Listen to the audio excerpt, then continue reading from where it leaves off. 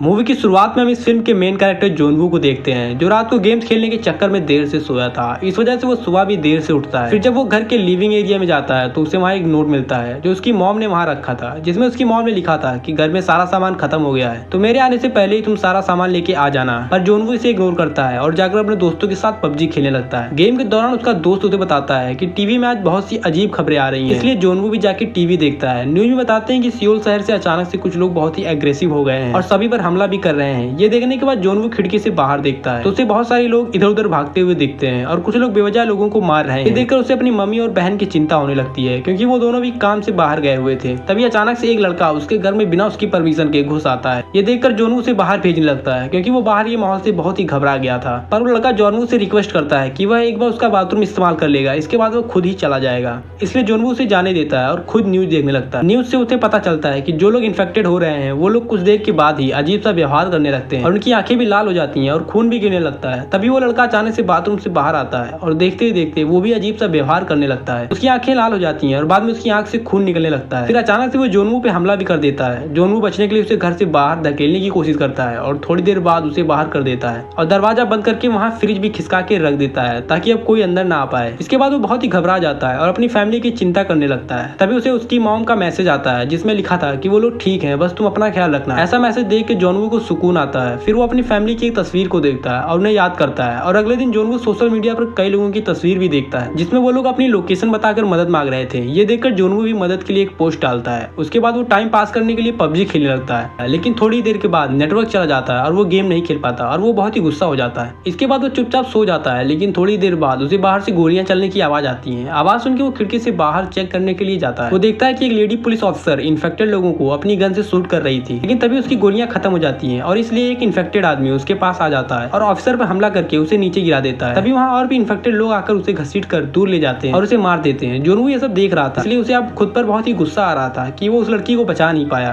तभी उसके घर पे भी एक इन्फेक्टेड आदमी दरवाजा तोड़ के घुस आता है। ये देखकर जॉन वू अपनी जान बचाने के लिए घर की रेलिंग से दूसरी तरफ लटक जाता है और वो इन्फेक्टेड आदमी जॉन वू को पकड़ने के चक्कर में नीचे गिर जाता है और उसकी वहीं पर मृत्यु हो जाती है। फिर जॉन वू देखता है कि गिरने की आवाज सुनकर वहाँ मौजूद इन्फेक्टेड लोग उसकी तरफ दौड़ते हैं, जिसमें वो लेडी ऑफिसर भी होती है। उसके बाद जॉन वू वापस अपने कमरे में आता है और देखता है कि फ्रिज से कुछ खाना नीचे गिर के खराब हो गया है, जिसे देखकर वो बहुत ही परेशान हो जाता है, क्योंकि अब उसके पास बहुत कम खाना बचा था। अब धीरे धीरे समय बीतने लगता है। देखते ही देखते करीब 10 दिन बीत जाते हैं। अब जॉन वू के पास खाने पीने को कुछ भी नहीं था। जॉन वू अकेले घर में रहने की वजह से बहुत ही बोर हो गया था और उसका मानसिक संतुलन भी बिगड़ने लगता है। फिर एक दिन जॉन वू को लगता है कि उसकी फैमिली वापस आ गई है और वो उन्हें जिंदा देख के बहुत ही खुश हो जाता है, लेकिन अगले ही पल उसे यह एहसास होता है कि ये सब उसका भ्रम था। इसलिए वो फिर से बहुत ही उदास हो जाता है, क्योंकि इतने दिन अकेले रहने की वजह से उसे अब अपनी फैमिली की याद आ रही थी। तभी उसके फोन पे एक वॉइस मैसेज आता है, लेकिन नेटवर्क खराब होने की वजह से वो उस मैसेज को नहीं सुन पाता। तो वो नेटवर्क ढूंढने के लिए अपने घर की रेलिंग से लटक जाता है। फिर वो मैसेज को सुनता है, जिससे उसे पता चलता है कि उसकी फैमिली पर भी इन्फेक्टेड लोगों ने अटैक किया था। ये सुनकर उसे बहुत ही दुख होता है और अब वो बहुत ही चिड़चिड़ा हो जाता है। इसलिए वो अपने घर का सारा सामान तोड़ने लगता है और अपना सारा गुस्सा बाहर जाके एक इन्फेक्टेड आदमी पर उतार देता है। वो बहुत ही फ्रस्ट्रेट हो गया था, लेकिन तभी बहुत सारे इन्फेक्टेड लोग उसकी आवाज सुनकर उसकी तरफ आते हैं, इसलिए वो फिर से घर में चला जाता है। देखते ही देखते 20 दिन बीत जाते हैं और जॉन वू फ्रस्ट्रेशन और अकेलेपन की वजह से सुसाइड करने के लिए एक फंदा बनाता है और उस पर लटक जाता है। तभी उसके चेहरे पर एक लेजर लाइट पड़ती है, जिससे जॉन वू को लगता है कि शायद कोई उसे बचाने आया है। इसलिए वो वापस नीचे आने की कोशिश करता है, लेकिन फांसी के फंदे से उसका गला बहुत ही टाइट हो गया था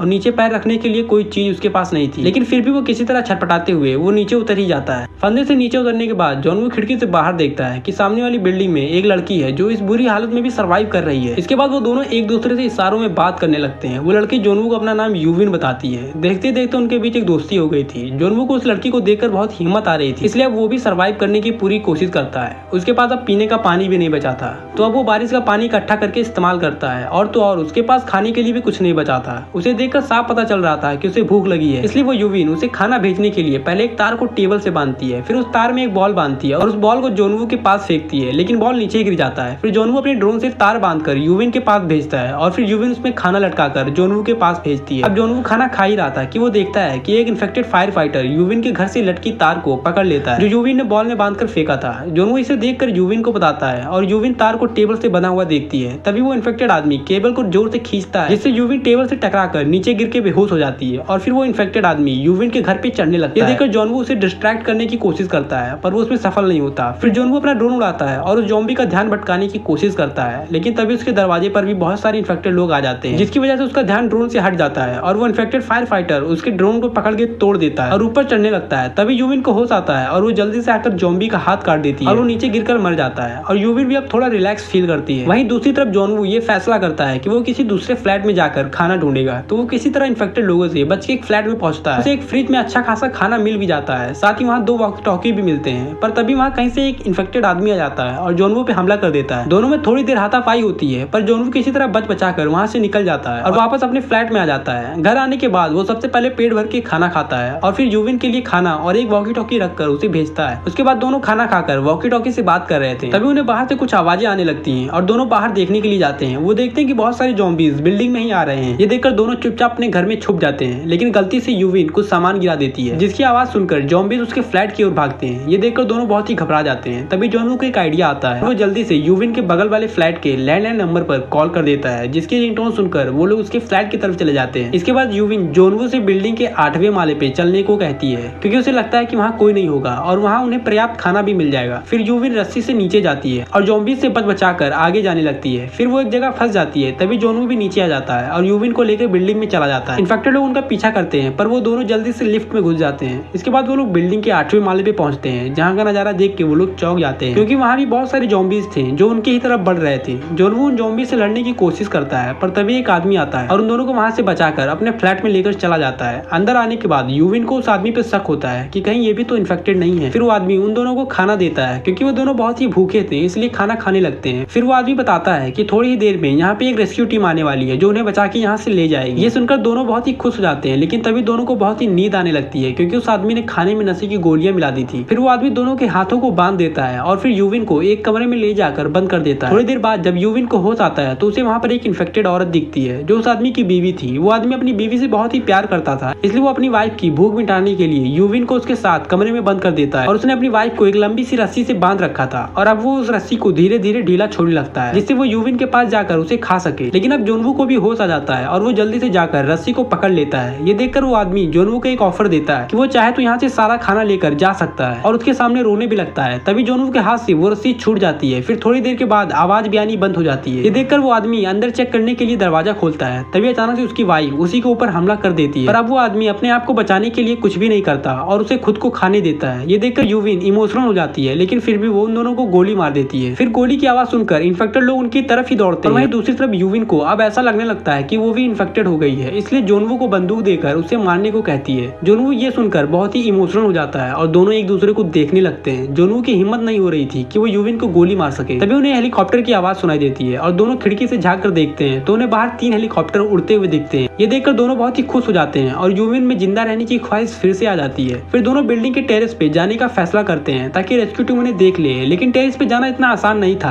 आगे बहुत सारे इन्फेक्टेड लोग खड़े थे। वो दोनों उनसे लड़ते हैं और किसी तरह सीढ़ियों पे पहुंचते हैं, लेकिन इन्फेक्टेड लोग भी उनके पीछे सीढ़ियों पे आ जाते हैं और इसी बीच यूविन ज़ॉम्बीज के बीच फंस जाती है। ये देखकर जॉनवू उसे बचाने की कोशिश करता है और एक साइकिल से उन्हें रोकता है। यूविन वहां से निकल जाती है। फिर जॉनवू उसे टेरेस पे जाकर मदद मांगने को कहता है, लेकिन जब यूविन टेरेस पे जाकर देखती है तो उसे वहाँ कोई हेलीकॉप्टर नजर नहीं आता। फिर थोड़ी देर बाद जॉनवू भी टेरेस पे आकर गेट को लॉक कर देता है, पर जब उसे भी वहाँ कोई हेलीकॉप्टर नहीं दिखता तो वो बहुत ही दुखी हो जाता है, क्योंकि अब उनकी आखिरी उम्मीद भी टूट गई थी। तभी अचानक से ज़ॉम्बीज भी दरवाजा तोड़ के टेरेस पे आ जाते हैं। ये देखकर जॉनवू उन पर गोलियां चलाता है, पर 2 गोली चलने के बाद उसकी गोलियां भी खत्म हो जाती हैं। अब उन दोनों को टेरेस से कूदने के अलावा कोई और रास्ता नजर नहीं आ रहा था। तभी एक हेलीकॉप्टर आ जाता है और इन्फेक्टेड लोगों पर फायर करते हुए उन दोनों को हेलीकॉप्टर पर चढ़ा लिया जाता है। फिर वह हेलीकॉप्टर उन्हें लेकर वहां से चला जाता है और हेलीकॉप्टर के अंदर दोनों के फोन में नेटवर्क भी आ जाता है, जिससे उन्हें कई सारे लोगों के मैसेज आते हैं। तभी जॉनवू को अपनी फैमिली की भी याद आने लगती है और वो बहुत ही दुखी हो जाता है। तभी हम देखते हैं कि एक आर्मी ऑफिसर से बात करने पर उसे पता चलता है कि वो लोग सोशल मीडिया के पोस्ट देखकर लोगों की मदद कर रहे हैं। फिर इसी के साथ ये फिल्म खत्म हो जाती है। दोस्तों अब आपसे मुलाकात होगी एक नई स्टोरी के साथ। धन्यवाद।